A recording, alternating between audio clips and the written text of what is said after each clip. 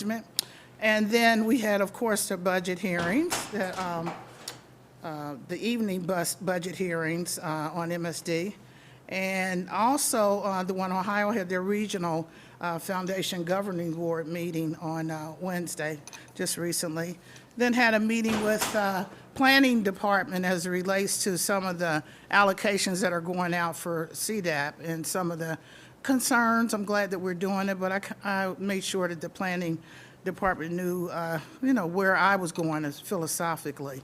And then I had a meeting yesterday, CVB Board of Directors. They're talking about their future and their vision for 2023. And I thank them for being a part of that and just moving the county forward. And then just a little bit ago, we had our staff holiday luncheon from the Dumas office, and I want to thank my chief of staff and my administrative assistant for helping out with that.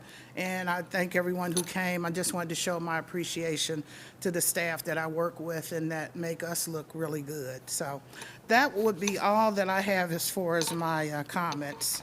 Of course, we're going to be voting on the budget this time, and looking at the priorities, you'll tell by the budget that we have set priorities for this county. Some are the same, some are very different. Some new initiatives, some continuation of others, and I'm just really proud of the budget that hopefully we will pass today. We've worked very diligently, every department, to try to come to some consensus on where we want to go, and also, as I said, new initiatives, just being flexible with each other as we look at what's important to each office, and I'm just really proud of that, and we'll be talking more about that, and also about the MSD budget. We'll be, of course, talking more about that. So, Vice President Reese. Thank you. First of all, I know this is our last final meeting of the year, and just want to wish everyone a happy holiday season, and also ask folks to keep those in mind who've lost loved ones during this season.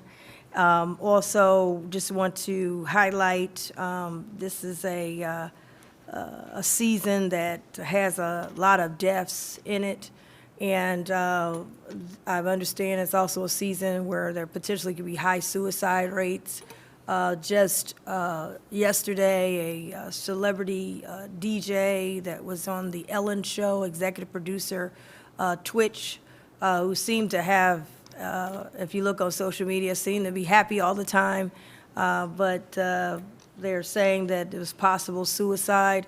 So just wanted to people to know we have a suicide hotline if people have any issues, that they can contact that in order to save lives. So I wanted to highlight that, and then to everyone to try to have a very safe and very nice and hopefully happy and Merry Christmas. Wanted to say that for the holiday season and a prosperous New Year's. We won't be seen officially until the New Year. So I wanted to highlight that.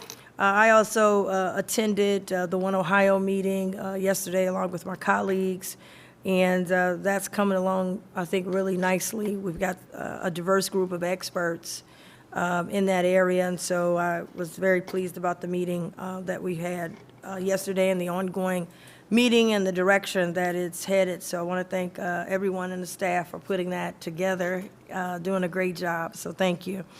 Also, I presented a proclamation on behalf of this board signed by all three of us. New Friendship Baptist Church, they had a mortgage burning, and that means they paid off the land of their church and had a program, and Councilwoman Mika Owens was there, as well as myself, that's my church, and we were able to present a proclamation because they also have done a lot of work in the community over the years. Also, wanted to thank President Commissioner Dumas for hosting the holiday luncheon. I thought that was just great for all the employees on the 6th floor. So I will say this disclaimer: if you start to see us our eyes get heavy, it was some good food. It was some good soul food in there. So thank you so much for that. I really appreciate it. Also, I will have other comments as we get into the budget, and looking forward to that. I did, as well as my colleagues, we had a budget hearing, and I do want to, on the MSD, and it was in the evening, and we put it together as quickly as we found out information, which didn't give a lot of time, but the people who did come down, I want to thank them for coming down, as well as those who participated in the overall budget, whether it was emails, phone calls, stopping us out and about, or coming to our budget hearing. I also had a meeting with Metro, and sorta, if you will, and got a chance to hear about some of their new initiatives, and I was very frank about some things. There was a issue 7 and past the levy, and I know they're having some issues with hiring folks, and certainly want to help in any way that we can, but we've got to make sure, we're also getting calls that, and they admitted that they're missing routes. And so looking forward to their plan on how they rectify that. Because as I've indicated to them, it's hard to give more money and people feel like they're getting less. So I understand that they have some things that they're working on and will be rolling out to us next year to try to rectify that problem. And Mr. Darrell Haley has been working very hard trying to get that done. But I've been very clear to them that we've got to have the basics. The basics. We can't lose the basic routes and then chasing some new faster routes, and we're not covering the basics. So I think that they heard that loud and clear and are going back to work on some stuff to present to us hopefully next year. So that's what I have for my comments, and I do share with you in terms of the violence that continues to happen and people that we're losing, and certainly I know that, as you'll see in our budget, a reflection of additional funding for safety, even though the city of Cincinnati, they have their own police chief and their own budget as well. So thank you. Thank you. Commissioner Dreehouse. Thank you. I just have a couple things. I too wanted to thank you from myself and my staff for providing lunch. It was delicious. I know your sister was the caterer, and I've gotten her name and number. No, it was really, really nice. So thank you for that. We overindulged as well. So I went over across the street a couple days ago and offered a proclamation to Jim Harper. He is retiring after 30-plus years in the prosecutor's office, and so we had a celebration for him, and on behalf of the commission, I offered a proclamation for his service and thanked him for his service. I was going to also mention the One Ohio meeting. We're making a lot of progress here in Region 2. I also attended the statewide One Ohio meeting as the delegate, and we're still working to get those dollars out as quickly as possible, but it will be sometime beginning of next year. And then I also was going to mention the safety complex conversation. We're also making some forward movement, some progress there in conjunction with the city, and looking forward to having some real progress here at the beginning of the year to try to get dirt moved to try to clear that site for the regional safety complex. And lastly, I just want to say happy holidays. This is our last meeting, presumably, for the year, if we pass the budget out and the MSD budget out as well. So happy holidays to all. Thank you to staff and to my colleagues for a good year. I'm looking forward to the new year. Thank you. Thank you so much. I'd like to add a disclaimer that the luncheon that was had today came straight out of my pocket. I feel it. So no public funds were used for that purpose. So. Well, and also a disclaimer that the president's office does the luncheon. Yes. And so it's not that Commissioner Reese and I don't care to do luncheons, but but thank you for that. There you go. I don't know, we might have to have a vote. I think Commissioner Dumas should keep doing the lunches. Yeah, okay. So next, our County Administrator, Jeff Ludo. Thank you, Madam President. Just a couple of quick comments before I get into a significant list of by leaves today. The first is to echo a comment of Commissioner Dreehouse. I did just want to congratulate Jim Harper on his retirement. Those of you that know Mr. Harper know that he was a longtime friend of the board and county administration in terms of the legal guidance that he gave to us over many years that he was the chief assistant prosecuting attorney over at the prosecutor's office. I also tried to go to his retirement party and was unable to get in because there were too many bodies backed up to the door, only to learn later that just like at church, there were seats up front.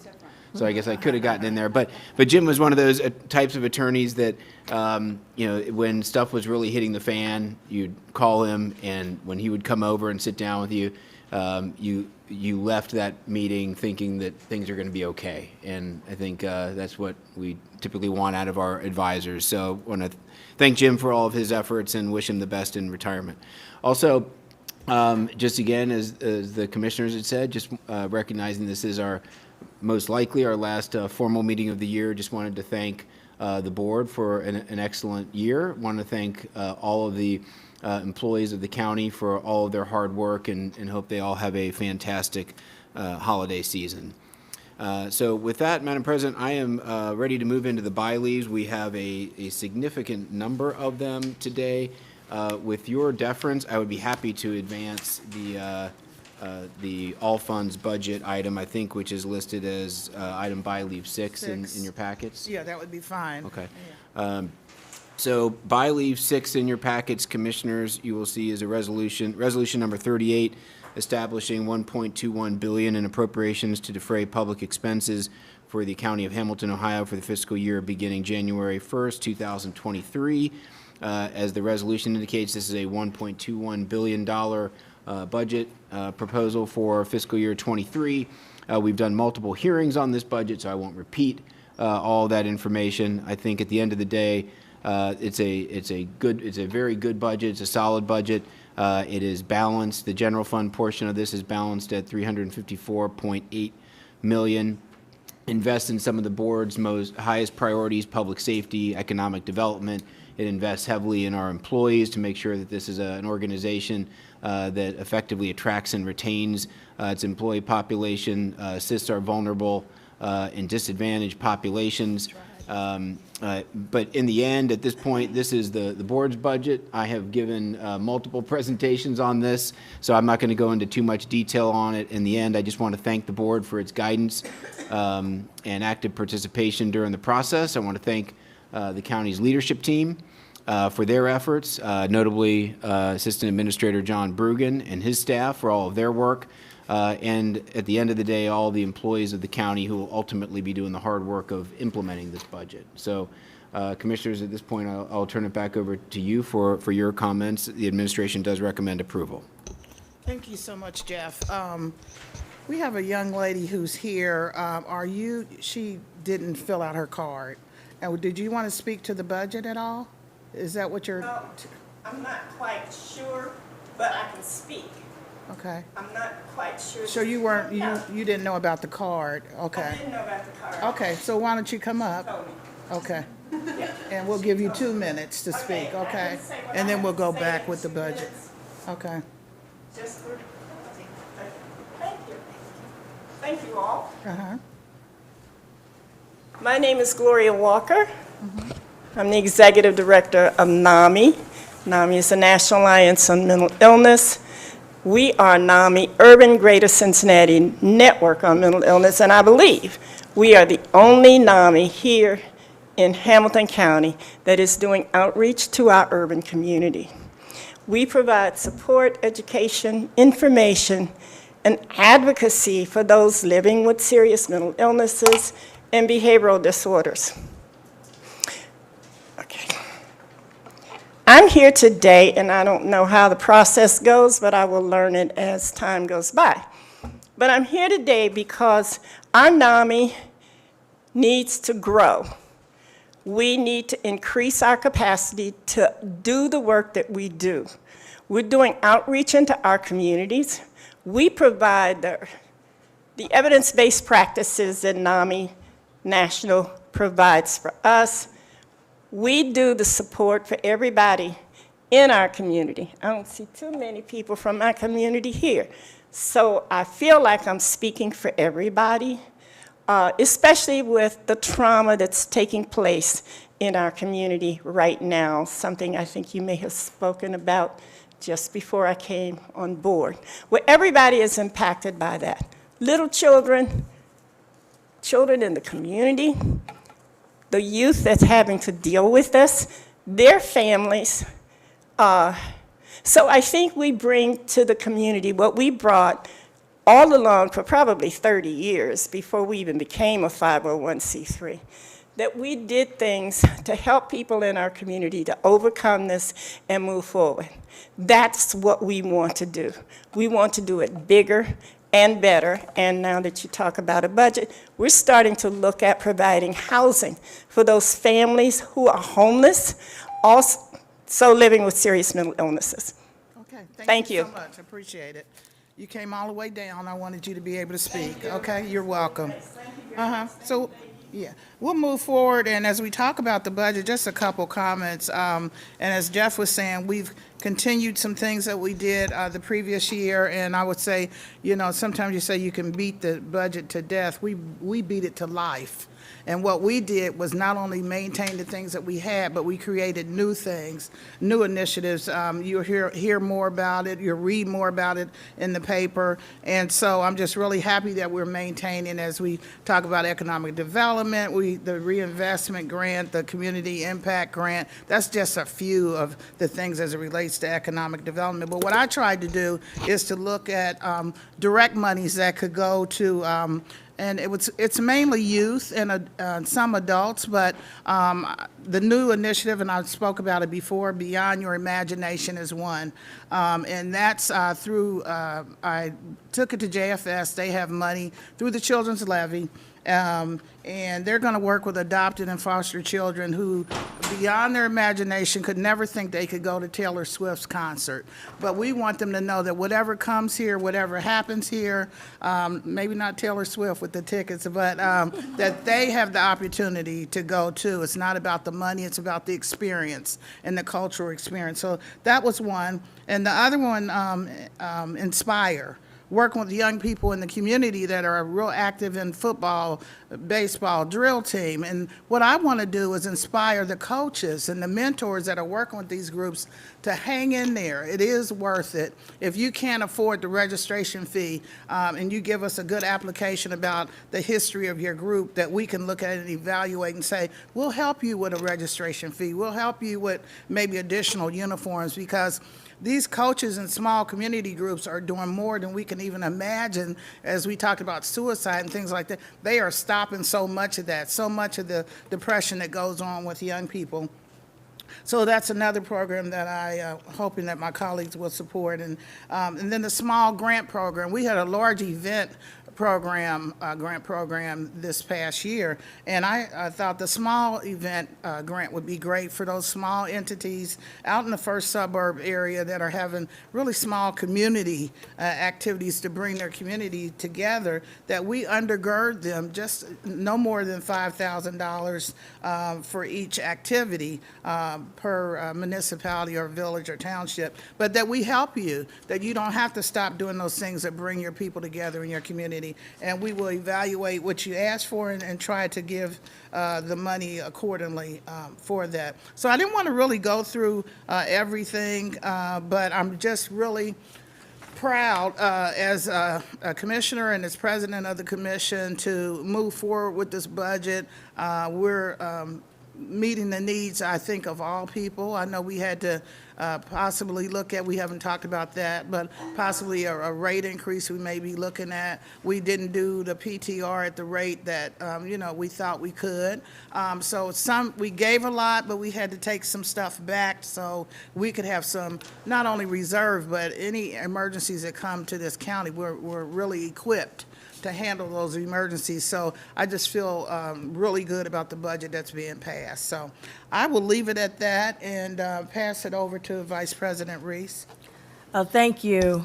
One of the most important thing as a commissioner or elected official is the budget. The budget tells where the priorities of the county are. And before I get into some of the specific things that I think is some great things and some possible missed opportunities, I want to thank the administration for working hard on this budget And I want to thank all of our staffs, which I know each commissioner will speak specifically about their staff, but I want to speak specifically about mine. I want to thank my Chief of Staff, Quentin Monroe, and Beta Stevens, because we tried to comb everything. This is the Cliff Note version, but we tried to comb everything because the thought was, how do we invest in the future of the county, at the same time invest into the right now needs of the citizens of Hamilton County? And then how do we make it where the citizens can survive? And so that's kind of the lens that I took and the approach that I took when looking at this particular budget. In the budget, what I will say that I really like is that I think that we as a board, we have been very innovative. We have been very thoughtful. We have looked at what does it look like as it relates to the future, and then how do we make sure that we don't leave anyone behind.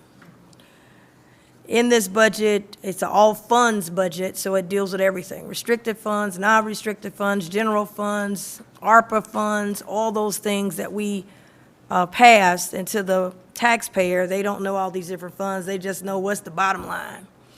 And the bottom line is this: when we said we want to focus on affordable housing, we took a bold step and put $40 million toward it. With affordable housing, we said we need to help people right now, and we have $5 million to help people right now with their mortgages and property tax, that we put $5 million. We put over $35 million or $33.5 million that will, when we vote on it, go to a CDF fund that will impact the number of units that we have a deficit on. And that's a bold piece, because we had to make a decision. That's a big chunk of money, to look at producing new product as well as upgrading existing product, but at the end of the day, to make an impact on affordable housing. When we talk about small cities and villages not being left behind, because we hear that, oh, you give everything to just this downtown Cincinnati, what about us out here?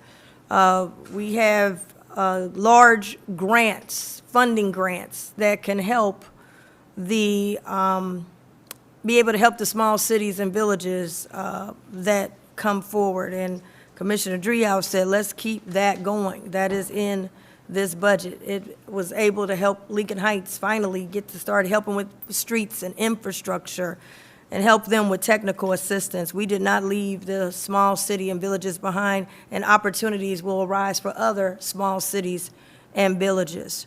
When we talk about environment, and yes, we passed a resolution, but I think one of the biggest environmental issues that we have in our county is this quote-unquote gun range, that little children have to hear these gunshots in a police gun range.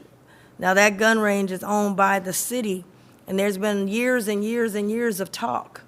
And as President Dumas has indicated, in this budget, we didn't just talk. We got money in this budget on the table to move this forward and steps to get out. We had $5 million last time. We're putting more this time. And we also have drawings and a cooperative agreement, if you will, that would allow us to move it in a way that doesn't affect the neighborhoods. That, to me, is taking action. When we talk about, we have all these funds, we've got $36 million that just came in for more rental and utility assistance, but the key word is, how do you get it out? We've developed an innovative way, a 513 relief bus that's not temporary, but now will be permanent, and it will be rolling out in January. It already helped 4,000 people keep the lights on, keep the water paid, keep the mortgage paid, keep the small business open. It will be rolling out in January because we have put funding for it, and it will be a permanent bus for Hamilton County. It's Hamilton County Office on Wheels. Senior citizens were being left behind. They could not qualify for the federal funding. In our budget, we came with a pilot program, and now it is a permanent program. We've got a $1 million fund to help senior citizens that are out there, our vulnerable populations, help you keep the lights on, help you keep the water bill paid, help you with your boilers and different things that you need help with, in a great partnership with our Council on Aging. As it relates to small businesses, we helped a lot of small businesses, millions of dollars in grants, but what we found is that we did not have a permanent small business program. In this budget, we have the first ever Office of Small Business in Hamilton County. With that, we've got $4 million in grants. We'll have a one-stop number. We'll have a website you could go to for services. We'll have a small business pitch day to help local entrepreneurs. And we also have some policies, a prompt pay system, which will help a lot of small businesses. Small businesses can't wait to be paid months and months and months. We will have a prompt pay system if you do business with us here in Hamilton County. And we will also measure how we doing with small businesses. We want to be number one with small businesses. As it relates to tourism and convention attractions, we fund that, but I think we're more intentional now. We're building a brand-new interactive tourism attraction called the Cincinnati Black Music Walk of Fame.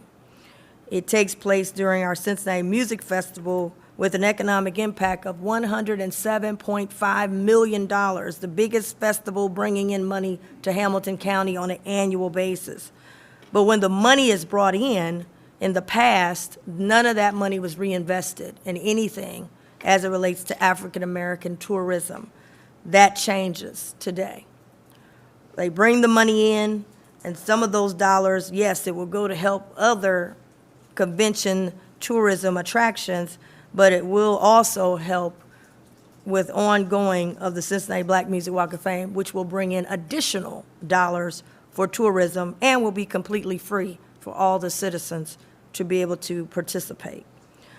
In addition to that, we also have a focus as it relates on safety. You'll see in our budget that there's an increase in safety and working with our sheriff department and our county court system, because we understand that safety is important. We also have put a focused, in addition to technology and broadband, and you'll be hearing something very shortly in the beginning of the year on what we're going to be doing. We have a study that has shown us what the needs are to make sure that Hamilton County, every community, every municipality is connected to the future.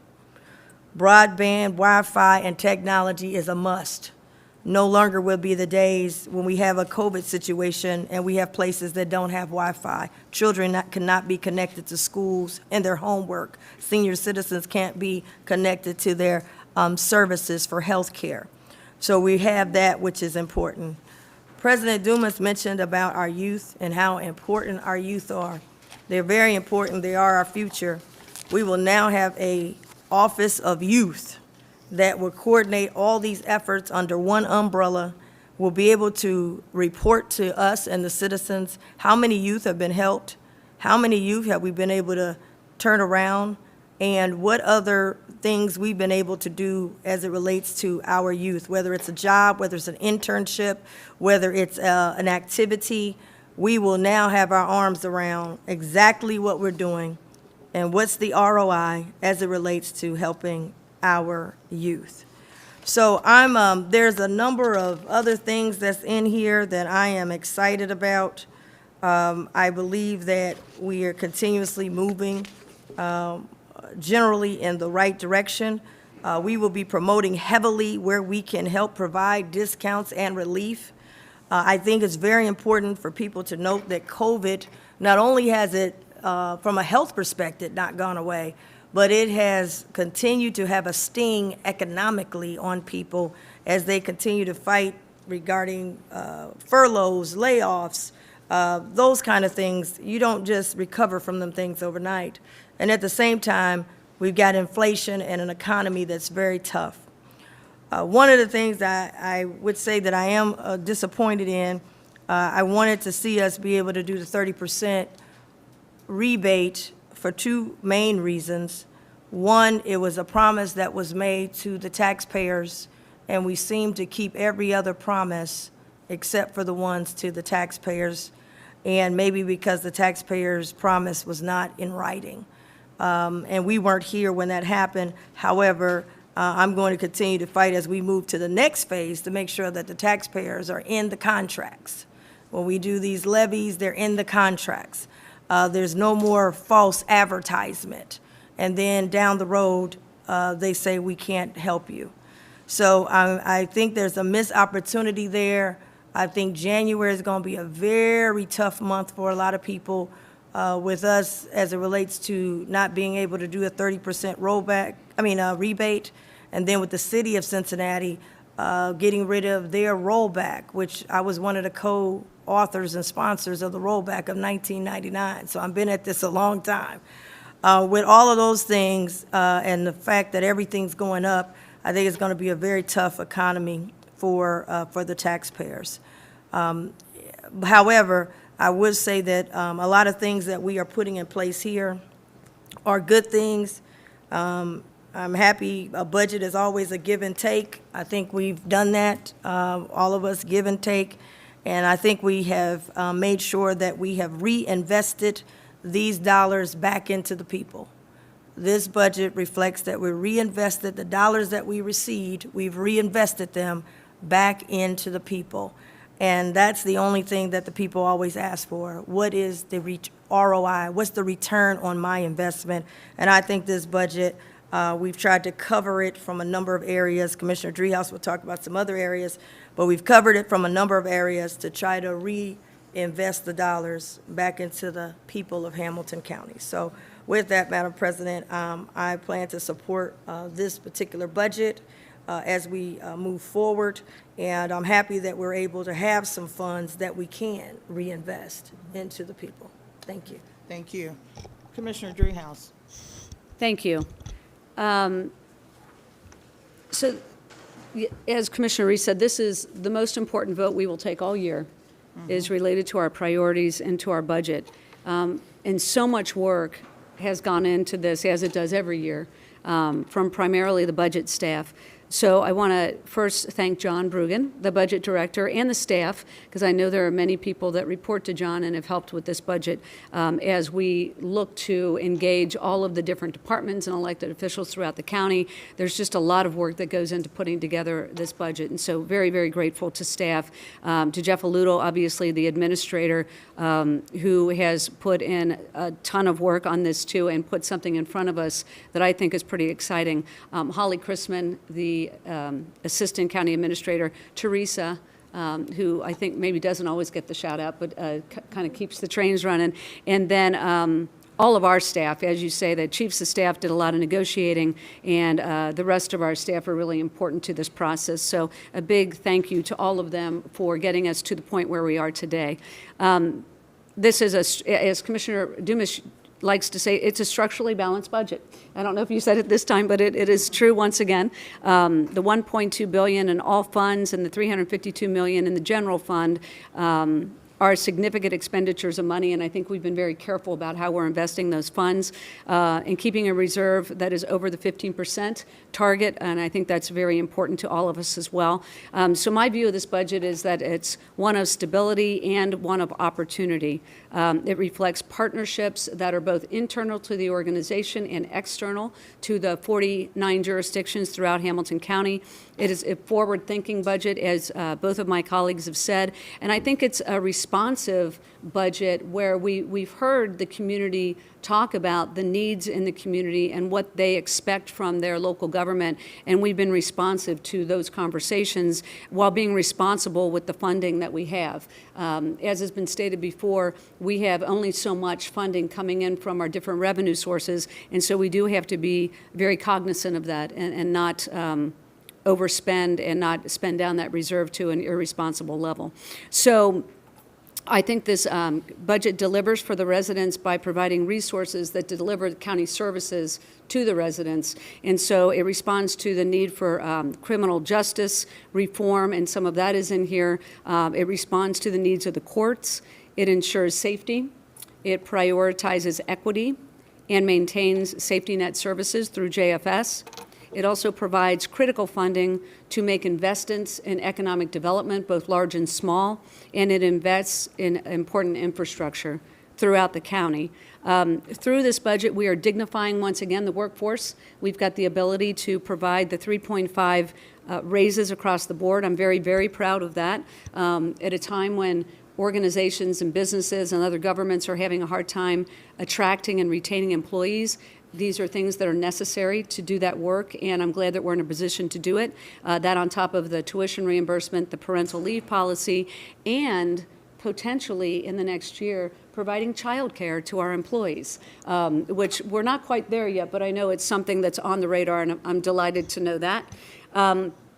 It also, as I said, invests in critical economic development agencies and projects. And so we have the Community Revitalization Grant, which has been really catalytic in many of our smaller communities to help them get done what needs to be done in their business districts and residential areas to make sure they continue to grow. In the impact grant that this time went to Lincoln Heights will next year go to a different community to really make sure that they know we are interested in investing in their growth and want to be part of the solution when it comes to that growth. We're also investing in Alloy, the Port, and Ready, our economic development partners. And then some other things I just wanted to shout out and call out. I too was very proud of the work we're doing on the gun range, or the regional safety complex. In order to get that moving, we need to make these kinds of investments, and we have done that in this budget. We have also continued the investment in the large event grants for, again, economic development, tourism, to make sure that the county is a partner in making those events happen and bringing revenue into the county coffers. There's money in here for bike trails, which is infrastructure. It's multimodal infrastructure. And when I talk about bike trails, I'm talking about trails that provide access to communities that aren't generally they're not always in the equation when it comes to this multimodal infrastructure. And so I took a tour the other day, I think I referenced this earlier, through Millvale and South Cumminsville and Camp Washington and the Fairmounts. And these are communities that are longing for opportunities for investment. And I think a trail that will provide that kind of opportunity, whether it's private or public, would be great for those communities. And so I'm glad that there's some investment here for that. And then lastly, we have provided an investment to make sure that domestic violence education is available in our schools. There was a bill passed into law a number of years ago that talks about the importance of this work to make sure our young people understand the importance of knowing what domestic violence looks like and having the ability and the comfort level to report on that if they're seeing it or subject to it. And so while that bill was passed into law, not every school has had the ability to implement that training and that education. And through this budget, through JFS, as you say, through the levy dollars, we are able to expand capacity to make that a reality in more schools than we have currently doing that kind of education. So those are some of the highlights that I wanted to call out. But in the end, as I said, this is a good budget. As Administrator Aludo said, it's a solid budget. It's one of stability, but also one of opportunity. And I look forward to continuing along this path as we have the revenues available to make some of these strategic decisions while keeping the reserve where it needs to be. It's a really exciting time to be a county commissioner in Hamilton County. And so I'm glad to be sharing in that experience with all of you. Thank you.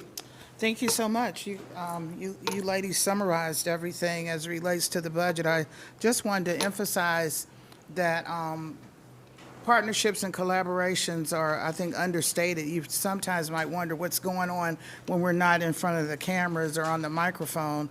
And none of this could happen without all of our agreement, at least two of them. But I will tell you that we all agree on this budget. And I will also tell you, when one of us comes up with something really unique, our attitude is, well, tell me more. And if it sounds reasonable, we can afford it, then we're going to put it in the budget. And when we look at the basic needs, like I think about Trina Jackson, the director of reentry, and she mentioned to me, she said, I'm working with all these people that are coming out of the criminal justice system, and they have no place to stay. And I immediately talked to my colleagues about, we have to do some reentry housing, and we immediately evaluated and put money in there for that. And along with that, I want to indicate, and I'm saying it for the residents that are listening, to let you know as we pass this budget to start looking out for things. For instance, I brought up the idea of trying to pay some back child support for people that were involved during the pandemic and lost their jobs, couldn't pay their child support. I found out legally we couldn't do that, but what we can do, if you're behind on child support due to the pandemic, we may be able to help you with your utilities, your rent, and things like that. So keep your ears to the ground and your eyes open, because there are new initiatives that are going to be coming out. Okay, very good. I think we beat that enough and talked about it enough, but I think it's important that our residents, the residents spoke and our staff spoke, and we listened. So, with that being said, I'm going to make a motion to approve by leave 6. It's a resolution number 38, establishing a $1.21 billion budget and appropriations to defray public expenses for the County of Hamilton, Ohio for the fiscal year beginning January 1, 2023. Second. Commissioner Summer Dumas? Yes. Commissioner Reese? Yes. Commissioner Dreehouse? Yes. Thank you. So we can go on back. Is it? Yes, we can. We Yeah. can go back up. Okay, Yes. I forgot something. Okay, we'll go back up. Start at 1, yeah. Two items that are nonetheless more important. So, but thank you, commissioners, for all of your guidance and support as we've been through this process, and look forward to working with you on implementation of that budget in 2023. Certainly. So back to by leave number 1. We have a host of by leaves today. By leave number 1 is setting the 2023 appointment to and compensation level for the Veterans Service Commission as is required by the Ohio Revised Code. The administration recommends approval. If there's any questions, happy to answer. Thank you so much. Any questions or comments on by leave 1? No. Hearing none, I make a motion to approve by leave 1. Second. Commissioner Summer Dumas? Yes. Commissioner Reese? Yes. Commissioner Dreehouse? Yes. Thank you. She's not giving me time to vote. I'll try to be quick. I'll try to be quick. Anyway, okay. Thank you, commissioners. So the next two by leaves go together. I'm actually going to take them in reverse order here. Frank Spataro is here also if there are any specific questions on these. But by leave number 3 is a resolution approving the tentative collective bargaining agreement between the Hamilton County Board of County Commissioners, Sheriff's Office, and the Hamilton County Sheriff's Association representing the Enforcement and Court Services officers. This is served case 2022-090833, on which the board has been previously briefed. Hey, any questions or comments as it relates to by leave 2? No. Hearing none, I'd like to make a motion to approve by leave 2. Second. Commissioner Actually, Summer? I'm sorry, Madam President, that's actually by leave 3. I took them in reverse order. Why did you do that? I didn't have my glasses. Sorry. Okay, I apologize. Okay, so let me make another motion. Make a motion to approve by leave 3? Second. Commissioner Summer Dumas? Yes. Commissioner Reese? Yes. Commissioner Dreehouse? Yes. Thank you, Commissioners. Now I'll jump back to by leave 2. Sorry for the confusion on that. But this is a resolution to fund the collective bargaining agreement between the Hamilton County Board of County Commissioners, the Hamilton County Sheriff's Association. It's the same item, but this is what is known as a G11 waiver. So as we are waiting for confirmation that the bargaining unit has approved this tentative agreement essentially as a security measure, we're recommending the board pass what is known as a G11 waiver. This is typically for conciliation units. It's a provision in the Ohio Revised Code that waives the provision that increases awarded by a conciliator can only go into effect at the next fiscal year. So this allows for good faith bargaining as the process continues. I think at this point, I think we're relatively comfortable that we've reached agreement with this unit. I don't expect that to come in to play, but just in case, given that this is the last meeting of the year, we thought it would be good that waiver would be in place just in case it were needed. So the administration does recommend approval. Thank you. Any questions or comments? Hearing none, I'd like to make a motion to approve by leave 2. Second. Commissioner Summer Dumas. Yes. Commissioner Reese. Yes. Commissioner Dreehouse. Yes? Thank you, Commissioners. I will go in order from here on out, I promise. Next is by leave number 4. This pledges additional veteran services appropriations for the year 2023. This is essentially, and Assistant Administrator Brueggen is here if there's any additional context needed, but essentially this is a resolution to indicate the board's support for additional veterans relief payments if the 2023 expenditure levels necessitate it. The Veteran Service Commission might come in at a requested budget amount. We might set that budget amount a little bit lower, recognizing where relief payments have been historically, recognizing that the board has no interest in not adequately and fully funding the level of veterans relief payments that are requested. We essentially do, again, what is essentially a good faith resolution to say that if we hit that level of relief payments requested, that the board will fund that. The administration recommends approval. Thank you so much, and veterans are a high priority for this board, I will say that. Any comments or questions for by leave 4? Hearing none, I'd like to make a motion to approve by leave 4. Second. Commissioner Summer Dumas. Yes. Commissioner Reese. Yes. Commissioner Dreehouse. Yes? Thank you, Commissioners. Next is by leave 5. This is a resolution authorizing the administrator to enter into an agreement between the Board of County Commissioners and the Cincinnati Development Fund. This was a resolution that the board has been thoroughly briefed on over the past several weeks, including and up to a presentation by CDF and staff meeting on Tuesday. This relates to the allocation of $33.5 million to CDF for affordable housing related to new production, renovation, and rehabilitation of existing affordable housing, as well as priority projects related to the target and populations of the board, seniors, disabled, returning citizens, et cetera. The board was briefed on this by CDF on Tuesday. The administration recommends approval. Thank you. My only comment would be that we continue to monitor agreement if it's passed here, and that we have regular reporting mechanisms to the board. Any further comments or questions? Vice President Reese. Yes, thank you. Thank you, Madam President. What I want to make sure on the affordable housing, maybe beginning of next year, I know we're working on a mapping system, but we had a gentleman who came during our budget hearing, and he had indicated to us that you guys need to do something on affordable housing.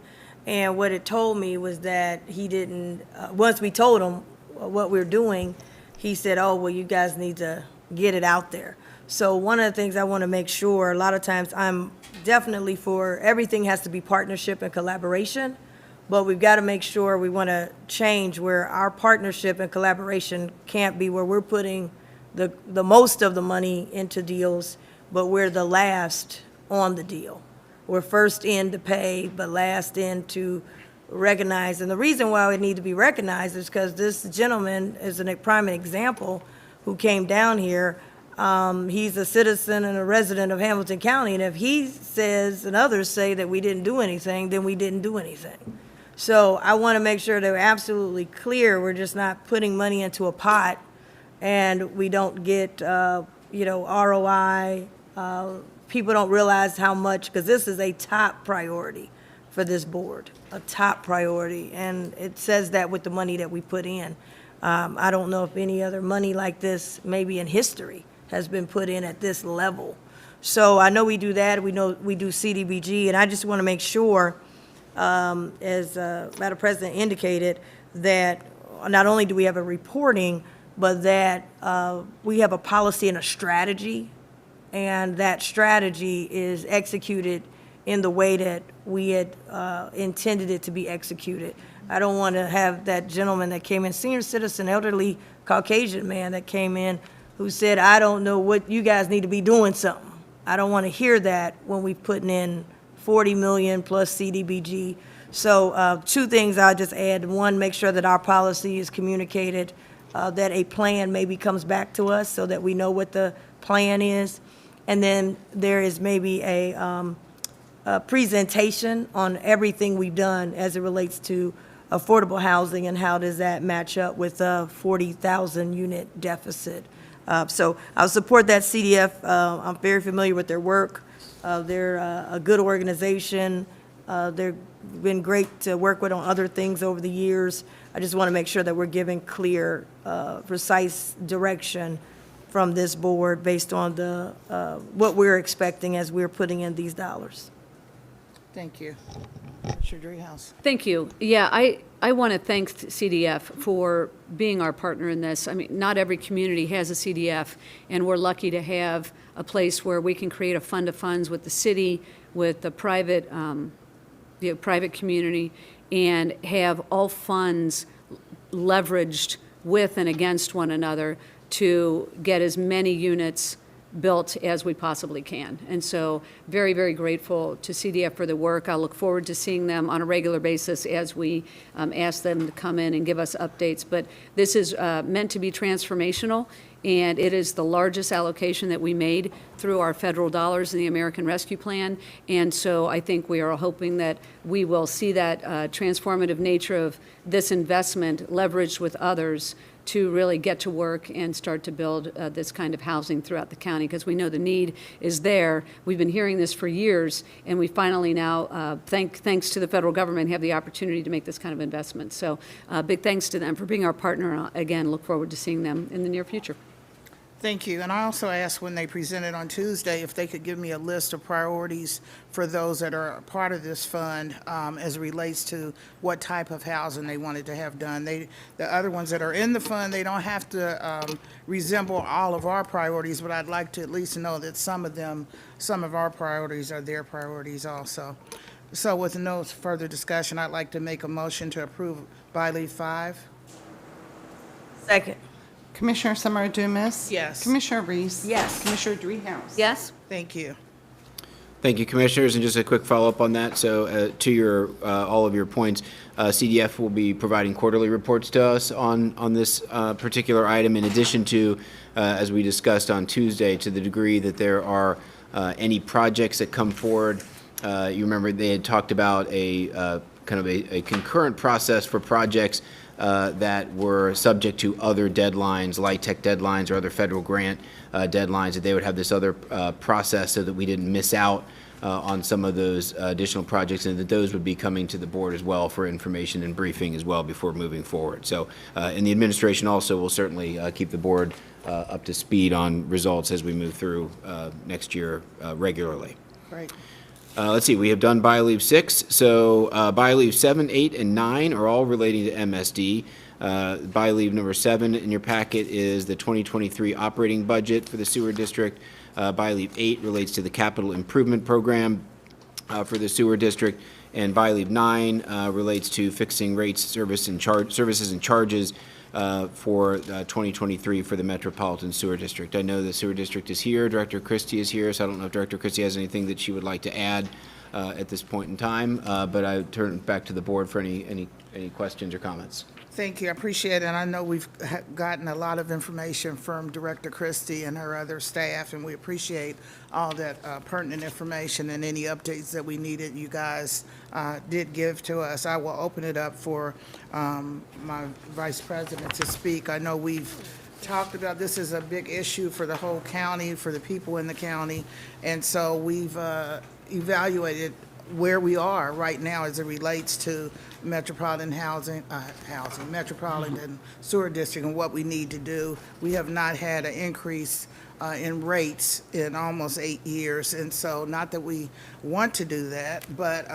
the necessity presents itself that might happen if we pass this this by leave 7. So I'm pretty well informed. Still looking at ways we can improve MSD, as I know the staff are also, and my colleagues are doing that too. But this is a really hot-button subject, and so we've discussed it. We've had 2 public hearings related to this, and it was mentioned that we may have to start public hearings next year as we look forward, not forward to, but forward to 2023, and the possibility that we have to look at rates and the consent decree. Vice President Reese. Thank you. I just had a question first, just a point of clarification. By leave number 7 is what? Can you just walk through the, real quick, 7, 8, and 9? Which one is the rate increase, I guess? This is by leave number 9. So by leave Got number it. 7 is approving and adopting the operating budget Gotcha. for the Metropolitan Sewer District. By leave 8 are the various resolutions that adopt the 2023-27 capital improvement program for the district. And by leave 9 is the resolution fixing the rates and service charges, surcharges, and industrial treatment charges for the district for 2023. So that is, by leave number 9 is the one that is inclusive of the 3% rate increase, although I would say that the budgets themselves are based upon that rate increase. So sorry, my Gotcha. microphone was off. Yeah, I just want to make sure of that. Wanted to give my comments on here. I know that, Question, though, when he explained that, can I just ask a Yes, question? go ahead. That if we don't, say if we didn't approve 7, then how could we approve 9? I mean, if the budget is inclusive of the increase of the rate. So I'm sorry, the question is if you, Say if we said yes to 9 or no to 7 and yes to 9, how can you do that if the increase of the rates is in 7 and 9? I just mean that the budgets, by leave 7 is the operating budget, Right. and it includes the numbers that that the Metropolitan Sewer District presented at the last public hearing. Right. So it is based upon the reduction, the operating budget reduction that was presented by the sewer district at the last public hearing, and also in order to maintain debt service coverage and balances, also relies upon that increase in sewage service charges and rates in order to hit those coverage levels. So they are linked together. That's what I was saying. Yeah. That they're linked together. Yeah. Okay. Sorry. thank you. Yeah, thanks for that clarification. Let me just say that every decision that I am making and will make is as a representative of the shareholders, AKA the taxpayers. And I have some grave concerns. I know that there is a consent decree that will later have to be affected on the taxpayers and the ratepayers, and they will have to deal with this, and we will have to deal with it together, but we would have more time. We are in December, almost into the last week, and we'll be going into January when every bill you can think of hits you. Your property tax bill hits you. It's the slowest month if you're a business owner. It's a slow month. January is a pretty slow month for most business owners. Small business, you're really getting killed. You're trying to get as much as you can in December because January and February is pretty slow months. And I have major concerns about running out of time. Not time for just us to hear it, not time for us to have a couple days for people to come and take off work, but time to really go out as was done years ago, but there was no rate increase, to go out and really dig in so people know what's getting ready to hit them. And just in a short amount of time, when the word finally starting to get out, by the time we vote on this, the word will get out and it'll be too late. I'm concerned that originally there was a original formula, if you will, when we were meeting, I guess, when we were updated on this, it was almost 12%. Then it was said, we got to have 7%. We just got to do it. I was told without 7%, we can't do this. Now we come back and say, we got to have 3%. Well, I don't know if it's right, because you said you had to have 12, then you said you had to have 7, you couldn't make it, and now you say you can go with 3. Well, I'm not convinced that you have to have 3% increase. Now, some will say we need to do this, but when I look at everything, I'm talking about all funds, and I looked at everything, and let me say before I go any further, I do want to really thank Jeff Aludo. I want to thank Holly Christian, because I brought something to the table that was different. I said, let's look at ARPA money. We need to fill a $9 million gap. And they went back and, and we looked and turned the thing over. They came back and the Treasury said we couldn't use ARPA. Then I had some other ideas, but I've run out of time because I didn't have enough time to really get on this, because I never knew this was really coming to where we're going to have to raise the rates this year, for next year rather. So I didn't have enough time. But one of the things I wanted to look at is our stabilization fund that has $60 million in it. And to put everything in context, my understanding is that when we're looking at the $500 million hotel almost in a month in January, from what my meeting with Mr. Leeper, he made a presentation to me, that they're going to be asking for $10 million that's not in this budget that we just passed. So I asked the administrator, well, if we did the $10 million for the hotel in January, where would we get the $10 million? And he indicated, well, we probably would look at the stabilization fund, which is $10 million. Now, y'all stay with me. I'm saying stabilization is not the hotel. Stabilization is keeping these MSD rates at 0%. But I didn't have enough time because I'm running out of time. And I appreciate him trying to look into it, but we're running out of time. But what I don't want to happen is that we raise rates on MSD and we talk about we got to have an A+ rating and we got to have all of this, and sometimes you can get an A+ rating by not borrowing anymore. Most people, when they want to keep their credit good, they stop borrowing. But we keep borrowing. So that's another way to keep an A+ rating is don't borrow right now. Hold up.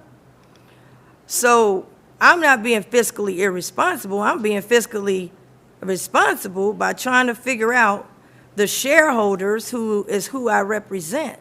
That's what we're supposed to represent. We're not here to represent the big business. They have their own representatives. We're not here to represent some of these other entities that come down here. They have their own representatives. Our only job is to represent the taxpayer. And I ain't found hardly any taxpayers that say, yeah, raise my rates. I'm happy with MSD services. So with that, I just have some concerns, but I've run out of time, not because of something I did, but based on what I got, I tried as quick as possible to see how we could hold the rates this year.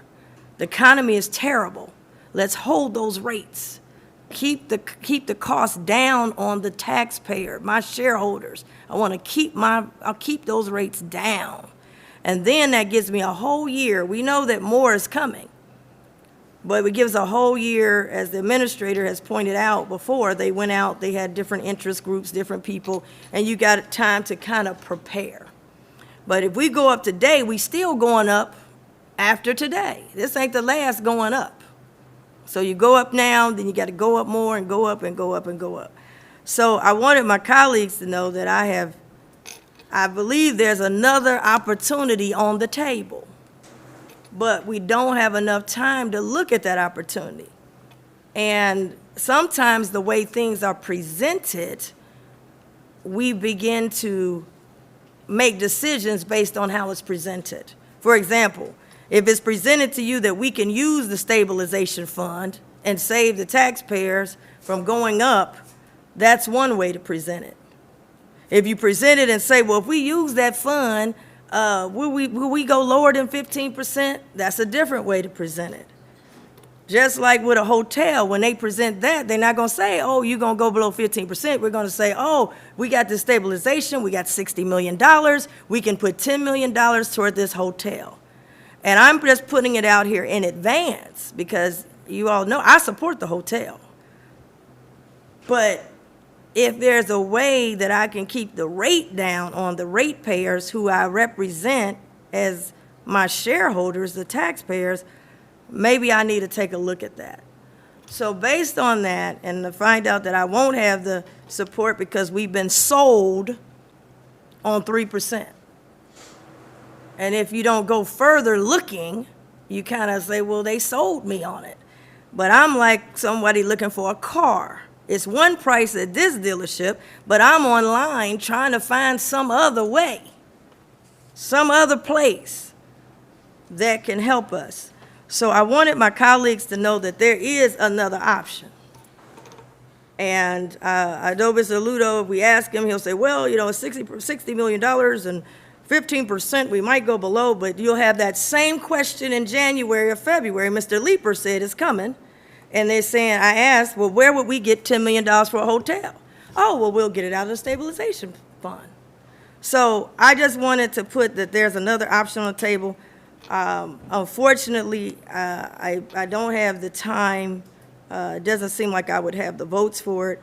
And because of that, I cannot support this. I don't know if these are the numbers. They told me 12% was needed. They told me 7% was needed. Now we're saying 3% is needed. I need some other options, and I think there's another possibility on the table. We just don't have the time to fully, if we have to vote today, I'm going to have to vote no, because I know there's another option out there, and unfortunately, we haven't been able to fully vet that option. So, Madam President, I wanted to put that out. We don't get to talk to each other, so I wanted to make sure that that information was available and out there. But I believe there's another option. It should be vetted, but because we have to vote today, I'd have to vote no. Thank you. Mr. Administrator, have you looked at the stabilization fund? Is that an option, or have you not had time to look at that? So, there's two different concepts out there. There's the reserve, there's the stabilization fund. There's the restricted fund stabilization fund, which currently holds about $12 million in it. Those dollars, according to my budget, were going to be allocated towards the occupancy tax fund and potentially the parking fund. Those were the two restricted funds that were most in need of assistance following the COVID-19 downturn, which reduced those. There is the general fund reserve as well. The general fund reserve is the fund that contains close to $60 million. Pulling straight from that fund, again, just on the numbers we have today. We don't know how the year will end until the year closes, and we'll redo those numbers in January. But the numbers we have today, pulling that money from there would take you below 15%. So that's the information that Commissioner Reese had indicated. Madam President, can I ask? What is the timeline on passing this budget, the MSD budget? What is the latest? In order to fund the budget for next year, this would be the time to pass the budget, absent some other appropriation of funds into the utility, which we honestly are not prepared today to recommend to the board that other appropriation. Thank you. Yes. Yeah, can I follow up on that? So I wrote it down. So basically, you said your general fund reserve is 60 million, stabilization is 12 million. But the question was, this $10 million for this hotel that's being asked of us is not, we didn't pass it in this budget. Where would that come from? Because that would be hard for me to understand for people to say, well, how'd you find $10 million? You just said you didn't have nothing.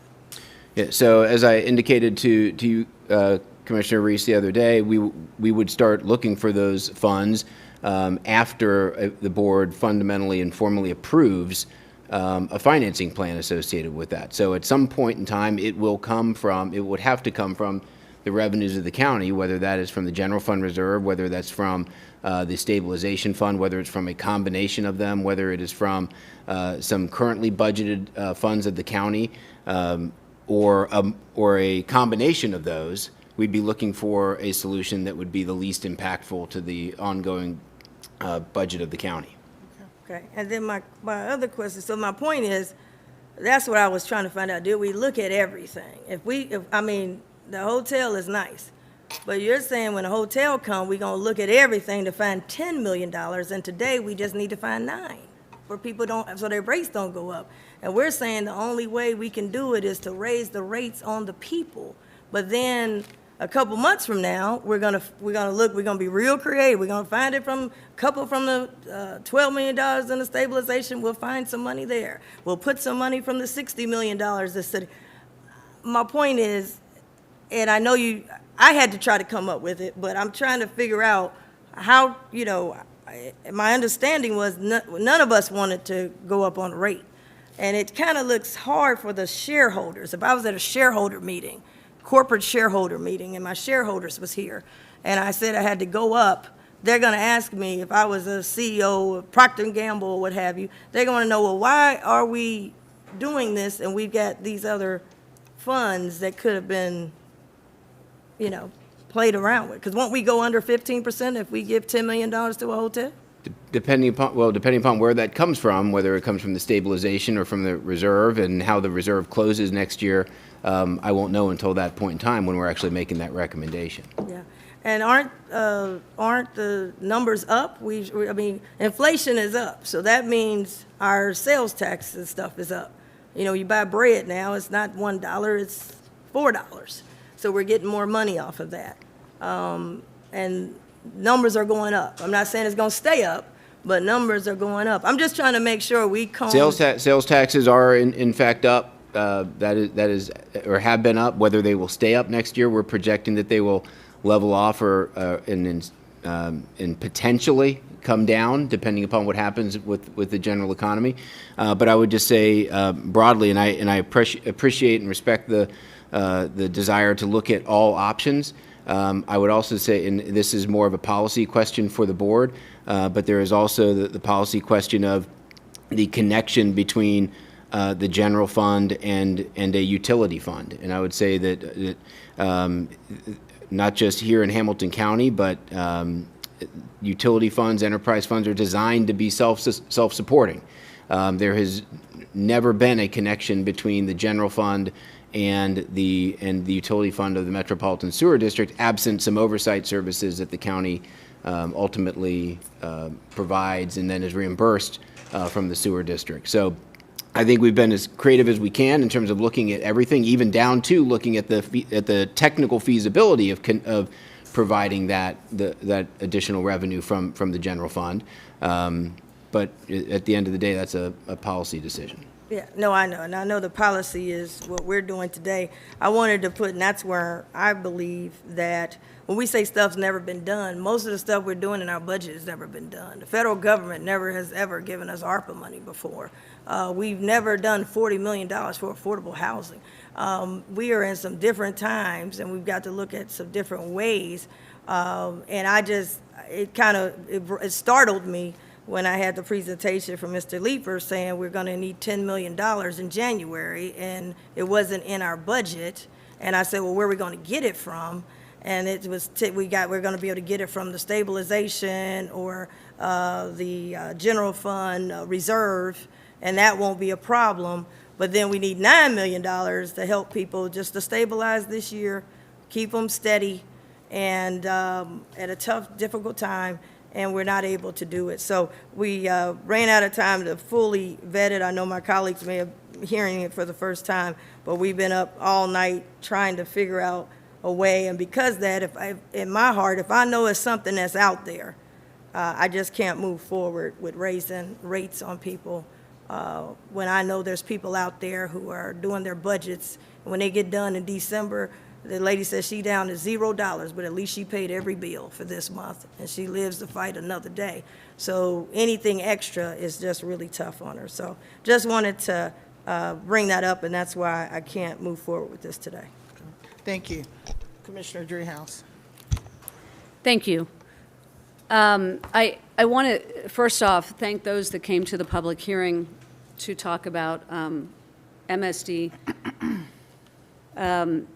Yeah, we had a conversation, and these are folks that have been involved with this issue for quite some time, and it was nice to see them and be able to dialogue a little bit with that organization and that group.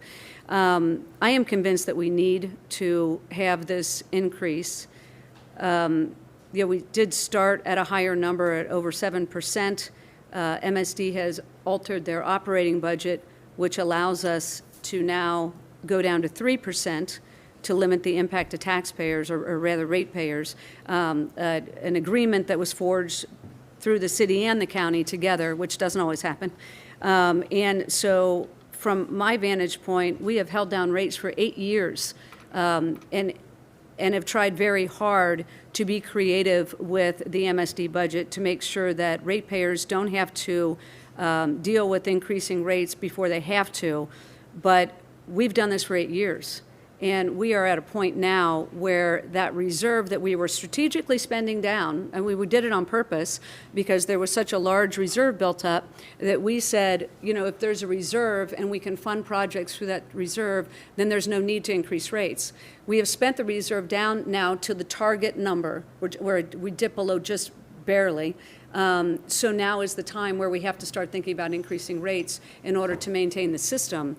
And so from my vantage point, we have done the work to keep rates flat for my entire time here. But there is a point at which you have to say we've got projects on the table, we've got costs increasing, and we've got a reserve that is at our target amount, and we can't afford to not increase rates because we will then dip lower or not be able to do the work, neither of which I think is a very good option. So we have to do this, and there are a number of things that go into what those rates pay for. And as Administrator Aludo said, this is a fund unto itself. But the things that are funded through this, these rates, are things like debt service, the sewer backup program, the consent decree projects, and very importantly, asset management. And we've got pipes in this county that are over 200 years old, and those needs continue to increase. And I'm especially aware of that because there is no one in this county that is not impacted by sewers. No business owner, no resident, no old person, no young person. Everybody is impacted by how the sewer system works. And we need to make sure that this sewer system is working and those assets are tended to. And so the increase we're talking about, this 3%, and as I said, you know, we've had a higher number in front of us, and thankfully we're able to negotiate down with MSD to 3%. 3% represents about $1.50 per month for the average ratepayer. So while I would not argue that there's an increase on the table, the increase is very modest, and we've worked hard to make sure that that impact is $1.50 per month for the average ratepayer, and it took a lot of work to get us down to that amount. We also know that projects are going to ramp up. We're under this unfunded mandate by the federal government through the consent decree, and we know costs are going up. And so I just think, you know, from my vantage point, this is a moment where I'm doing a reality check to say, is now the time? I've always said I will raise rates, but only when we have to. And as I sit here today, I think this is the moment in time where we have to, and we've kept it as low as we possibly can. So again, you know, I think it's our duty as public servants to make sure that this asset is managed properly. So I am in support of this modest increase to make sure that that happens. Thank you. Thank you. And I would like to say, for me, the handwriting is on the wall as we look at the increase in equipment and labor and things like that, there needs to be an increase. That 3%, I want to applaud our staff and MSD for working together to come down to 3%, because I know if I ask right now, what percentage do you think the increase should be? It would not be 3 if I asked MSD, but we demanded that we work on that and we bring the cost down, and that's what happened. So I'm also in favor, I don't want to say I'm in favor of an increase in rates. I'm in favor of doing the right thing. And right now, for me, is this minimal increase of 3%. Madam President? And I just want to make sure I'm right, because $1.50, now, if it's, I would love to put out, if it's $1.50, now, if you get a bill above $1.50, then you might want to come back down here. That's But, the amount of the 3% increase. oh, okay, because I'm looking at $52.33 a month, $628 a year, and I just wanted to make sure, because I don't want people to come down here calling my office when they get more than $1.50 increase on their bill. I do want to also indicate the build-up fund, and I wasn't here for the build-up fund. I don't know if all of us were here, but the reason they had a build-up fund is because they kept doing rate increases. The commission kept doing rate increases, not us, and they ended up with a buildup of these things weren't happening, and they had all this extra money. Now, I wasn't here to be able to not raise rates. That's why I don't want to raise them now. I'm here now. But I don't want to start back to what the previous commissions were doing, and they were raising rates and building up almost a slush fund that never got used. So I want to make sure we're not headed in that direction.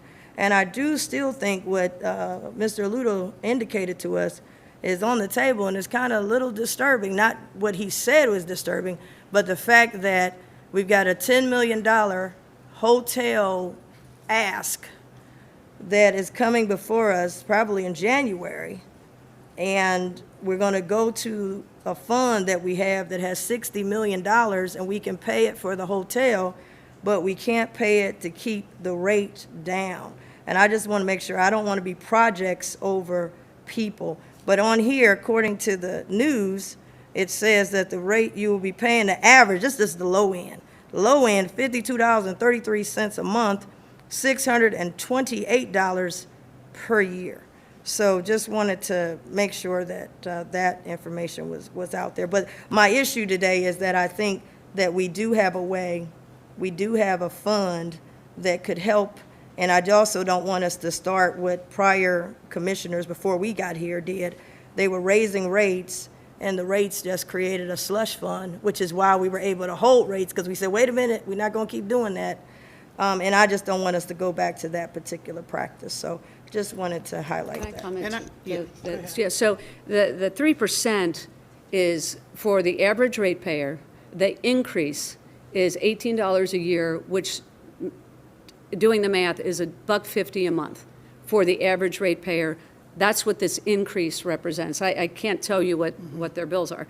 The other thing, though, I think that's worth noting is that these are going to be ongoing costs. And no one, well, I'll speak for myself, I have no intention of creating a fund at MSD that goes unused.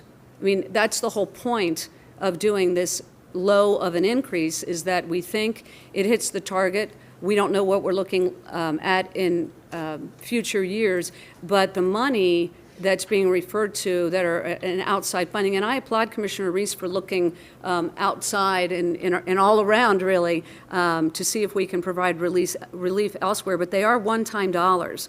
This is not a one-time situation.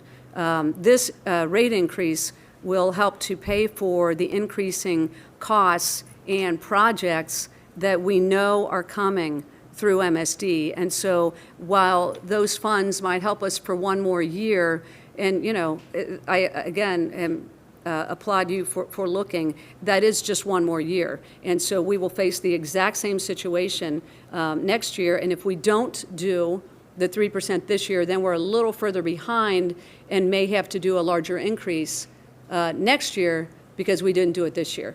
And so I have been here for 6 years. I have made this vote for 6 years, struggled with this for 6 years, and tried to be as responsible with this fund as possible, spending down a reserve that, as you say, was built up because the projects weren't going out as quickly as was anticipated. And I still think that was the right thing to do. That is not where we are today. We are in a situation where we know we've got projects that need to go out, we've got asset management we need to do, we have hit the target in the reserve. There is no more slush fund or anything left over in that reserve. We're right where the experts say we should be. And so in order to continue to maintain this system and do these projects, we have to have some kind of rate increase. And I think a 3% is about as modest as you get, $1.50 a month for the average ratepayer in the increase as we can do. So, you know, I struggle with this every single year. But, you know, I think I'm sitting in a different seat this year with a different set of numbers from MSD. And I think I just am, you know, looking at the reality of what's in the future for us with the MSD projects. Thank you. And I've been here 4 years, and each year did not agree for any rate increase. So for the past almost 4 years, I have not agreed either. But I think we're talking about two issues. The one issue is, should there be a rate increase? And the other issue is, where should it come from? Where should we find the money to fund this? And so I think we can't deal with the second issue right now. I think, in my opinion, we have to deal with whether or not we're in agreement with the 3% increase. So at that point, I'm going to call the question. By leave 7, I'd like to make a motion to approve resolution approving and adopting a 2023 operating budget for the Metropolitan Sewer District of Greater Cincinnati. Second? Commissioner Summer Dumas? Yes. Commissioner Dreehouse? Yes. Commissioner Reese? No. Thank you. Okay, by leave 8. Am I missing something? Same thing. I didn't know if you were taking 7, those 8, all 9. together. No. I had read, I can go through the. They're separate. I think we should do them separate. They are. I had Okay, read through, so- I just didn't, I'm happy to present it. No, don't present it again. Okay. But I'm just saying, we get the message, okay. So, if there's no further discussion on by leave 8, I'd like to make a motion to approve, and I'm not gonna read the whole thing, but it's important to read most of it. Resolutions approving and adopting the 2023 to 2027 capital improvement program for Metropolitan Sewer District of Greater Cincinnati, Hamilton County, Ohio, and appropriating funds. Therefore, authorizing the preparation of detailed plans, specifications, estimate of costs, and/or other relevant documents for the 2023-2027 capital improvement program, approving the general plan of sewage or drainage and/or other relevant documents for the 2023 through 2027 capital improvement program. And then we have Exhibit B declaring the necessity to construct sewer projects identified in the 2023 to 2027 capital improvement program. I make that motion to approve resolution by leave 8. Second. Commissioner Summer Dumas? Yes, Commissioner Reese? Yes. Commissioner Dreehouse? Yes. thank you. By leave 9, any questions or comments? I'll read what it is. Fixing rates for sewage service charges, surcharges, and industrial pretreatment charges for the use of sanitary and combined sewers and for sewage treatment in the MSD District of Greater Cincinnati. Make that motion. Second? Commissioner Summer Dumas? Yes, Commissioner Dreehouse? Yes. Commissioner Reese? No. thank you. Thank you, Madam Okay. President. Moving on with the by leaves, by leave 10 in your packet is budget adjustment 38 for bike trail support, payroll processing costs, year-end payroll adjustments and development disability services, stadiums and municipal court, grant revisions for juvenile court, community development rental assistance, and the American Rescue Plan, and an engineer's office bridge project. Assistant Administrator Bergen is here. If there are any detailed questions on this item, I would highlight for the board that this specific budget adjustment appropriates the additional $36.6 million of federal emergency rental assistance funding that we received as a reallocation from the Department of Treasury. Thank you so much. Any questions or comments regarding by leave 10 budget adjustment? Vice President Reese. Thank you. I just have one, just to highlight again, and commend the administration, Mr. Ludo and Holly, and Director Patton. We had asked JFS and the administration to go back and be aggressive in terms of getting these federal funds to continue to help people. And I think it's great news that $36 million awarded to Hamilton County, and primarily awarded because of the good job that our team has done to get the funds to help people. So $36 million for rental assistance, utility assistance, et cetera. And I just wanted to highlight that that's a very good thing for Hamilton County. So thank you. Well, Vice President Reese, you're being modest. Yeah, because I know you said, give some more money. That's okay. Have your gavel. I got two of them up here. So I need two for her. No, just kidding. Okay. Yeah, I was going to highlight the same thing and make sure that the public knows, because we did have a delay when we didn't know whether or not this money was going to come. So we need to promote this one far and wide. We're back in business providing this assistance. And also wanted to thank the administration and Michael Patton in particular for being aggressive about getting these funds. $36 million is going to go a long way. A long way. Thank you. Okay. I'd like to make a motion to approve by leave 10. Second. Commissioner Summer Dumas. Yes. Commissioner Reese. Yes. Commissioner Dreehouse. Yes? Thank you. Thank you, Commissioners. By leave number 11 is resolution number 39 in your packet, authorizing the county administrator to execute a contract with Cincinnati Animal Care for animal services. This is an agreement, again, with the Cincinnati Animal Care for animal services, or Cincinnati Animal Care. This is for $3.48 million and extends the contract through 2023.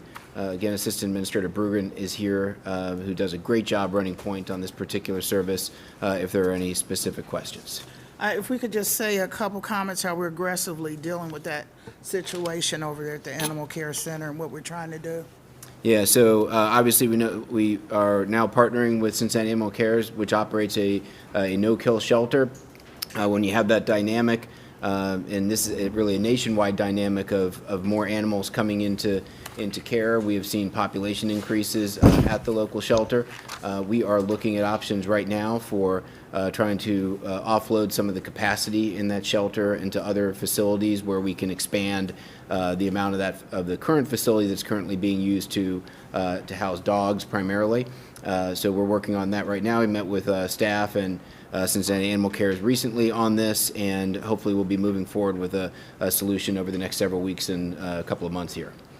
Thank you so much. I know that's not a budgetary issue, but I think as we talk about animal care, people are wondering, well, what are we doing with that facility? And we're actively working on that. So thank you so much. I'd like, do you have any comments on by leave 10? I just want to thank Mr. Brueggen on this issue as well, because I know it's not an easy issue. And so I just want to thank him for that, because I know as we get calls and so forth, he's got to deal with it, and thanks for keeping us updated. Thank you. Commissioner Dreehouse. Yeah, can I just follow up? So I know that we are looking for a place for excess capacity right now, but we're also looking for a place to build a more permanent structure. So what is the time frame on that? We are working on that. We just met on that the other day as well. We have a real estate consultant that is helping us identify specific locations. So we are hoping within the first quarter of the year to at least have some options that we can move forward on. Obviously, that's a much more intensive schedule from a time perspective, involved with the acquisition of property and the construction and development of a facility. So obviously, we need some temporary solutions as well to make sure that the immediate problem is handled. But we are still moving forward concurrently on looking for that longer-term solution as well, Commissioner. Thank you. Thanks. Okay, I'd like to make a motion to approve by leave 11. 11, yes. Second? Oh, I already did. Commissioner Summer Dumas. Yes. Commissioner Dreehouse. Yes. Commissioner Reese. Yes. All right, thank you. All righty, let's move forward to our regular agenda items. Our engineer has been waiting patiently. Always enjoy being here. Thank you. Item number 1 is a resolution authorizing a joint agreement with the City of Wyoming for snow and ice control. What we're going to do is we're going to do a portion of Galbraith Road that's in the City of Wyoming, and City of Wyoming is going to perform some work on Fleming Road. This is just for snow and ice control. It allows efficiencies in both of our operations, and there's no cost involved in this. That's great. Any questions or comments?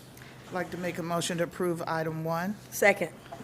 Commissioner Summer Dumas. Yes. Commissioner Reese. Yes. Commissioner Dreehouse. Yes? Thank you. Item number 2 is a resolution to set public hearing dates for the purpose of construction project to repair sidewalks in various townships through the county. We're proposing a public hearing dates of January 12th and February 16th of 2023 already. Okay. Are those on our regular meeting days? Yes, they are. So it's They're evening, 1:15, evening? 1:15, Okay, yes. 1:15. Hopefully we'll do the 1:15. We never seem to make that time. It's close. Okay, any questions or comments? I'd like to make a motion to approve item 2. Second. Commissioner Summer Dumas. Yes. Commissioner Reese. Yes. Commissioner Dreehouse. Yes? Thank you. Thank you. Have a good holiday. I kind of knew you were leaving. Are you going to stay? I'll stay. Oh, no, you don't have to. You don't have to, no. So item number 3, MSD. Good afternoon. Good afternoon. Lauren DeGaricia with MSD. We have 6 items on the board's agenda this afternoon. I will try and go through them concisely. I do have several folks with me here today from MSD, so we can take any questions that the board may have.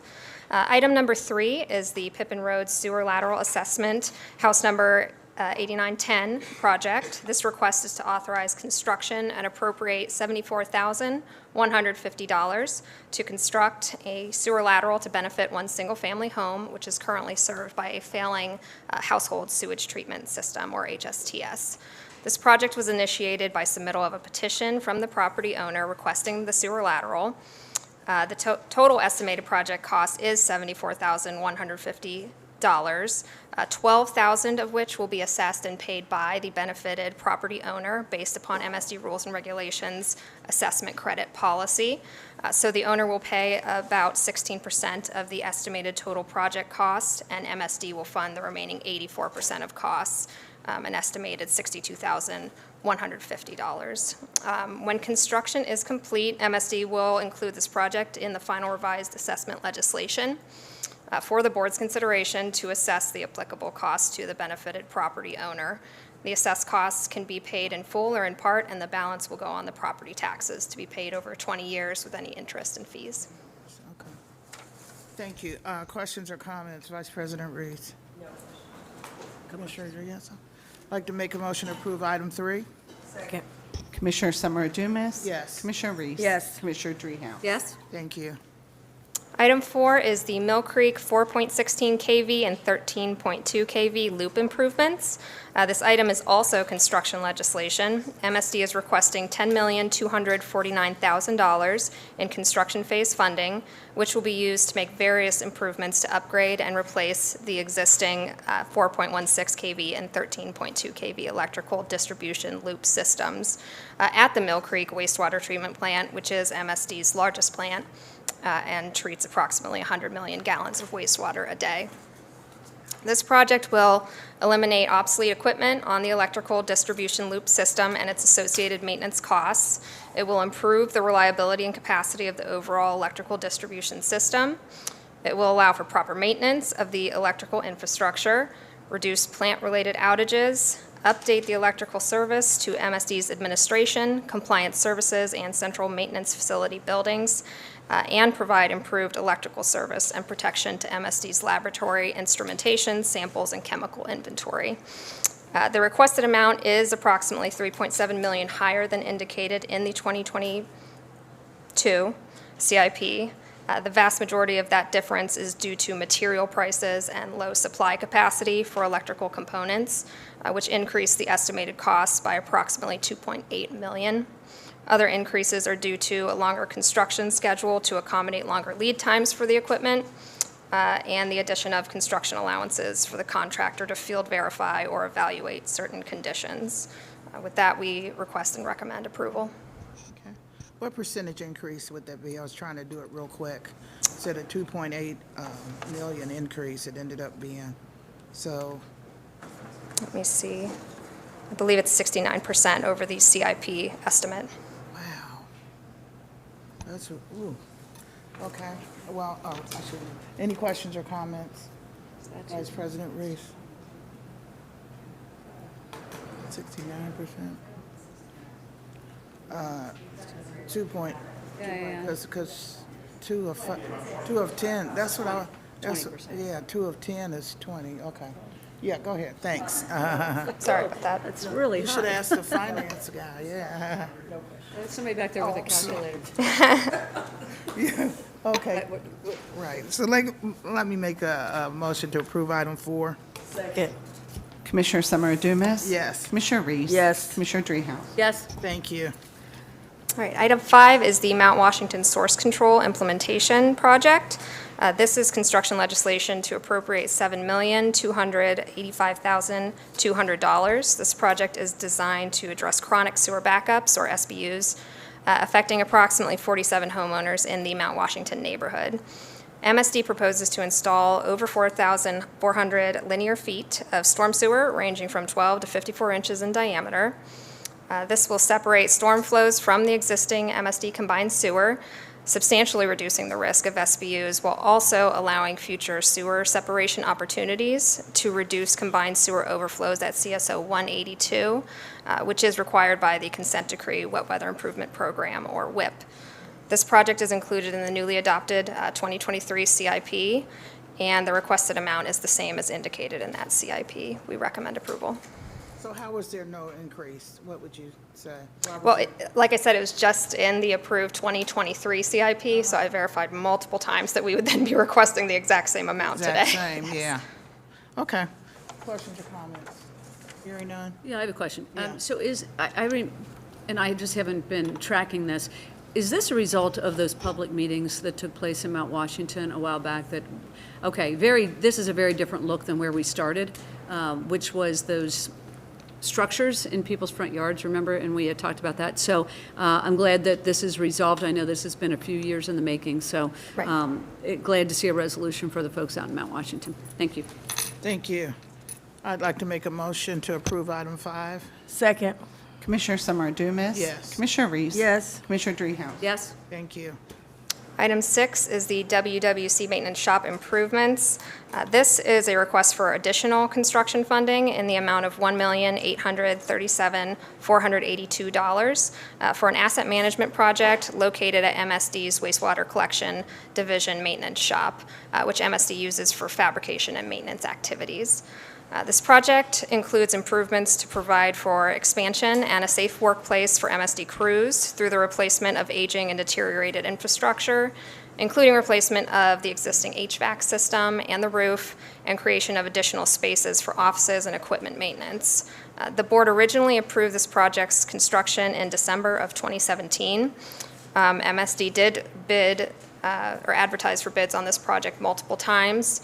Both 2018 and 2019 MSD bid efforts were not successful, with no bids received in 2018 and only one bid received in 2019, which was not awardable as it exceeded the approved estimate by more than 10%. So the current project design remains largely the same, and the need for it, of course, remains. MSD recommends at this time that this project be rebid with an updated estimate. And we are requesting a corresponding additional appropriation in order to rebid. We recommend approval. Do we normally wait for the rebid and see what it comes in rather than approving this amount before the rebid? We would have to approve the amount in order to rebid. They'll compare the bids to the estimate and the approved appropriation. Don't we usually do this is the estimate, It's a revised estimate. a right. revised estimate? Correct. Okay. Okay, questions, comments? Yeah, I just have one question. You said we got no bids Correct, in 2018. in 2018. And then how did we come up with $1 million more? Did we get some bids on another one and they were higher? In 2019, we did receive a bid, and it was higher.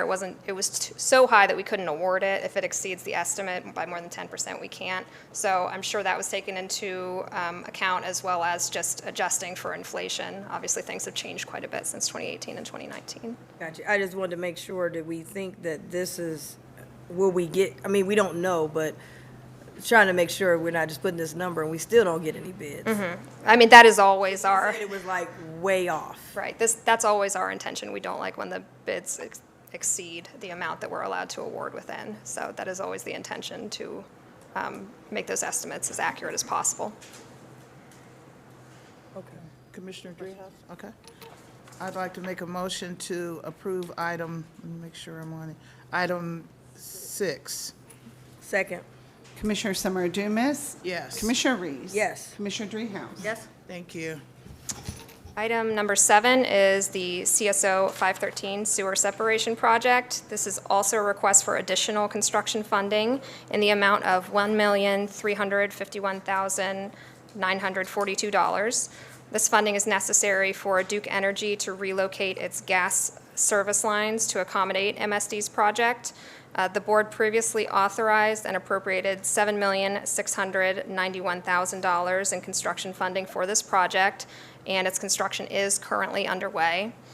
Although this item was noted as an anticipated future need in the legislation requesting that appropriation, these funds were not requested at that time because Duke had not yet provided that cost. And since then, that information has been provided, and this request is based on the provided information. The relocation of the existing gas lines located in the project area is necessary for the completion of this project. And just as background, this project will remove stormwater from the combined sewer and convey it directly to Cooper and Mill Creeks, which modeling indicates will satisfy the consent decree WIP remaining overflow volume requirement for CSO 513. And this is a bridge project, and as I said, construction is currently underway. Wow. Okay, thank you. I'm thinking about how we had reduced the capital budget for 2023, and I'm looking on here on additional capital improvement appropriation. And as we get more additional capital improvement, how are we going to make that work within the budget since we reduced the capital anyway? I'm just thinking about how many more additional capital improvement appropriations are we going to get for the projects that we've already approved, and we don't really know. So do you have any comments? No? I do have a question. So where is CSO 513? These improvements are in the area of Reading Road. Let me see where it's included in the legislation. You're just letting her The just... improvements and the CSO are near one another? Okay. Y'all can help her. Don't leave her What- out here I'm hanging. wondering what neighborhood we're in here. Oh, the city of Reading. Okay, Okay. okay. All right. Yeah, that's helpful. Yeah, Thanks. these CSOs are, how many CSOs do we, I'm just wondering, how many CSOs do we have? Oh, okay. No wonder we can't keep track. Okay. All right, very Okay. good. And I do think, I just want to clarify, the capital money for this one is money that we have approved already. Already. But note, point taken, you know, the costs are going up, the projects are going out. We're going to have to deal with that. But I think these are already last year's funds, so they've already been allocated. But thank you. All right. Yep. Okay.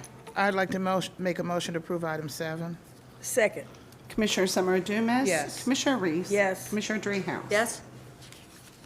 And item number 8 is the MCWWTP Standby Power Distribution System Improvements Project. This item is actually related to item number 4. It's also an asset management power-related project at the Mill Creek wastewater treatment plant. These two projects will be bid together and constructed together. MSD is requesting $9,877,000 in construction phase funding to upgrade critical standby power generating and distribution assets at the Mill Creek plant. Many parts of the plant's existing standby power distribution assets are aging and have exceeded their useful life, or have experienced damage, or necessary replacement parts are no longer manufactured in order to make repairs. Additional standby power capacity is necessary to allow for the addition of key equipment to support personnel and public safety, maintain regulatory compliance, and protect process equipment. The improvements will include 2 new 480-volt standby power engine generators. Each generator will be provided with a new prefabricated electrical building equipped with various improvements that, upon completion, will improve reliability and maintenance of the existing standby power system, improve control and monitoring, and provide additional capacity for standby power usage loads that aren't presently supported. And with that, we request and recommend approval. Thank you. Any questions or comments? Can I just want one quick comment, because the combination here is about $20 million, which is a huge Correct. expense. But this is, am I right, this is our largest facility Correct. for dealing with wastewater? Okay. Yes, the one in Lower Price Hill. Yes, yeah, thank you. I'd like to make a motion to approve item 8. Second. Commissioner Summer Dumas. Yes. Commissioner Reese. Yes. Commissioner Dreehouse. Yes, Thank you. Thank you. We'll move on to consent agenda items. And I'm not going to summarize really unless there is a question. We have items 9 through 38. Any specific questions on any of the items, I'll open it up for Vice President Reese. No, I don't have it. Commissioner Dreehouse? just one quick comment, under Human Resources, we are now forging a relationship with Xavier and EKU for some tuition breaks for our employees. Am I right? Am I reading that correctly? So I just want to shout that one out. We already have an arrangement with UC, right? Yeah, okay, yeah, so just another benefit to our employees. Thank you. Okay, I do thank you. have something. I'm Yes. sorry. That's okay. We got so many, I want to make sure. In here, we also have the closing the health gap is in here, for a renewal agreement to continue to do the work that they're doing as it relates to helping with disparities. And so I just wanted to make sure that that is acknowledged. We also have a $2 million agreement with the strategies to end homelessness. I know President Dumas, you had brought that up. They came forward, but just wanted to, people ask, what are we doing as it relates to as it relates to homelessness? We also have $2 million in here for the Convention and Visitors Bureau, who got hit pretty hard during COVID. So they are in here as well. So just wanted to highlight those. Thank you. Thank you. So at that point, I would like to make a motion to approve items 9 through 38. Second. Commissioner Summer Dumas. Yes. Commissioner Reese. Yes. Commissioner Dreehouse. Yes? Thank you. And we have before us an executive session. I would like to make a motion to go into executive session pursuant to RC Section 121.22G3 to conduct a conference with an attorney for the public body concerning the subject of pending litigation. Second. Commissioner Summer Dumas. Yes. Commissioner Reese. Yes. Commissioner Dreehouse. Yes? Thank you. And we may not be, can I wish? I can wish everybody a Merry Christmas, Happy Hanukkah, all of that, and have a safe holiday. Okay? All right, thank you. Thank you, everybody. Bye.